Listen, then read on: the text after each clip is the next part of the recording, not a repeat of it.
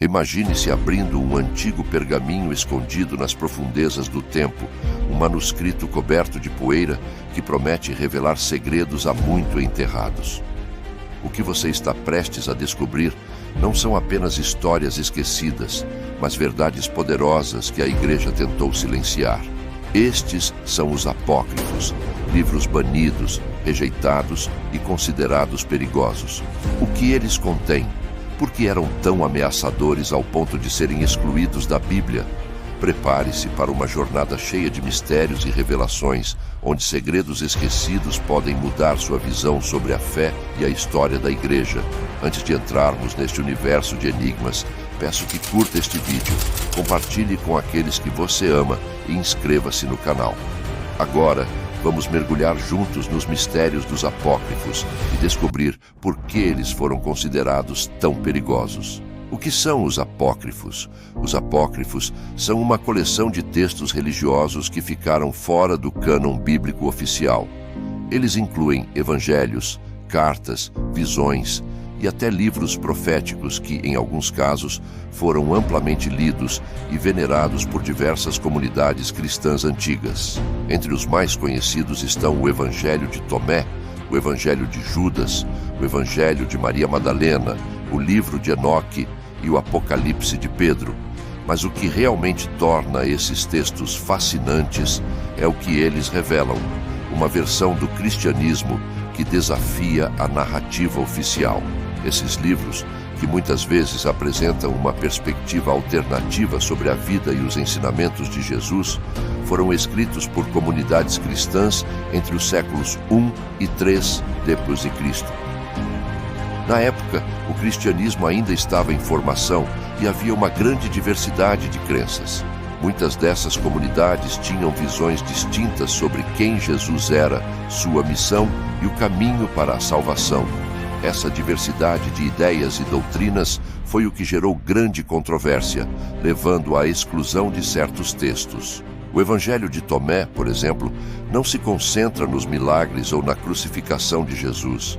Em vez disso, é uma coletânea de 114 ditos atribuídos a ele, que enfatizam o autoconhecimento e a iluminação espiritual. Um dos versos mais famosos desse evangelho diz: "O reino de Deus está dentro de você."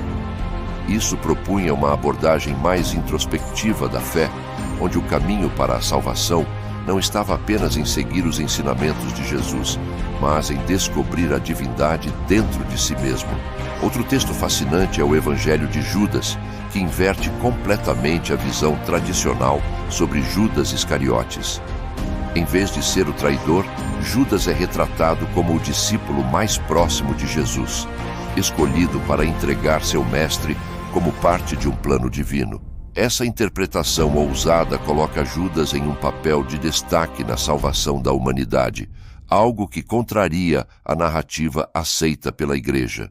Por que a Igreja excluiu os apócrifos? Medo ou controle?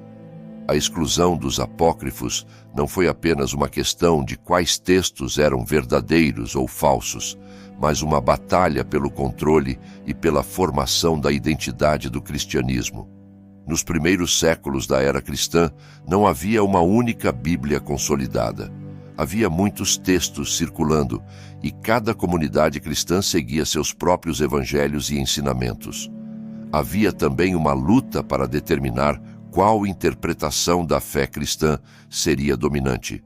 Quando o imperador Constantino adotou o cristianismo como a religião oficial do Império Romano, surgiu a necessidade de criar um cânon oficial que unificasse a doutrina. Essa tarefa coube a vários concílios, como o Concílio de Nicéia, em 325 d.C., que selecionaram os textos que seriam incluídos na Bíblia, baseando-se em critérios como a autenticidade apostólica e a consistência doutrinária. Os textos que não se alinhavam com a visão oficial foram rotulados como heréticos e, eventualmente, banidos. Os apócrifos, com suas visões alternativas, eram vistos como uma ameaça à unidade e à autoridade da Igreja. Eles ofereciam uma fé mais mística, onde a salvação não dependia tanto dos sacramentos ou da hierarquia clerical, mas de um relacionamento pessoal e direto com Deus.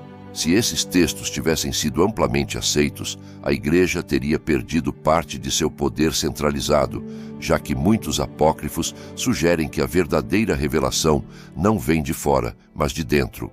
Por exemplo, o Evangelho de Maria Madalena apresenta Maria como uma líder espiritual de destaque entre os apóstolos, o que desafiava diretamente a estrutura patriarcal da Igreja nascente.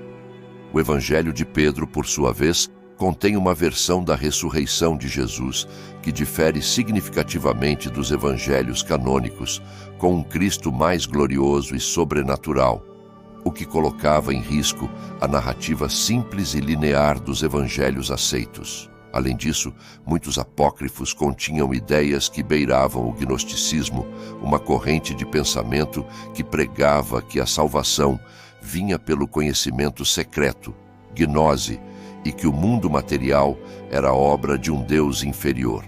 Isso era visto como herético pela Igreja, que enfatizava a bondade da criação e o papel central da fé em Cristo para a salvação. O que os apócrifos escondem? Os apócrifos não apenas contêm versões alternativas da vida de Jesus, mas também exploram ensinamentos espirituais profundos que foram suprimidos ao longo dos séculos. Um exemplo marcante é o livro de Enoque, um texto que descreve a batalha entre anjos caídos e as forças do céu, dando detalhes sobre a hierarquia celestial e o papel de seres espirituais no destino humano. Esse livro, que era muito influente nos primeiros dias do cristianismo, foi gradualmente excluído, pois suas visões apocalípticas e angelológicas não se encaixavam na teologia oficial. Outro texto intrigante é o Apocalipse de Pedro, que oferece uma visão vívida e assustadora do inferno e do julgamento final, com detalhes gráficos sobre o tormento dos pecadores. Apesar de sua popularidade inicial, esse texto foi considerado excessivamente sensacionalista e, eventualmente, banido. Mas talvez o maior segredo que os apócrifos escondem seja a ideia de que a fé cristã não é um caminho único e absoluto, mas uma jornada espiritual cheia de nuances e mistérios. Os apócrifos nos mostram um cristianismo muito mais plural, onde diferentes interpretações e abordagens poderiam coexistir. Isso os tornava perigosos, pois colocavam em xeque a ideia de uma única verdade ou de uma igreja com autoridade absoluta. Se os apócrifos fossem aceitos, o cristianismo de hoje poderia ser muito diferente. Poderíamos ter uma religião mais mística, onde o conhecimento interior e a revelação pessoal desempenham um papel maior do que os rituais externos e a hierarquia clerical. Poderíamos ter uma teologia que celebra a diversidade de crenças, em vez de suprimir ideias que desafiam o status quo. Por que os apócrifos ainda são importantes hoje? Hoje, os apócrifos continuam a nos fascinar porque nos lembram que a história da fé cristã não é linear, mas cheia de perguntas não respondidas, interpretações alternativas e segredos ocultos. Eles nos convidam a explorar os limites do que sabemos e a buscar nossa própria verdade espiritual. E talvez mais importante, eles nos desafiam a pensar de forma crítica sobre o que foi ensinado como verdade absoluta. Ao redescobrir esses textos, temos a oportunidade de entender o cristianismo em toda a sua riqueza e complexidade. Afinal, a fé não é algo estático, mas uma busca constante pela verdade. Então, se você ficou intrigado com o que os apócrifos podem revelar, não deixe de curtir, compartilhar e se inscrever no canal para continuar essa jornada espiritual comigo. Que Deus abençoe você nessa busca por conhecimento e que a verdade seja sempre a sua guia. Este foi um mergulho profundo nos mistérios dos apócrifos, textos que oferecem uma visão fascinante e desafiadora sobre os primórdios do cristianismo. Agora que você conhece a história por trás desses livros, qual é a sua opinião? O que você acha que a Igreja tentou esconder? Deixe aqui nos comentários.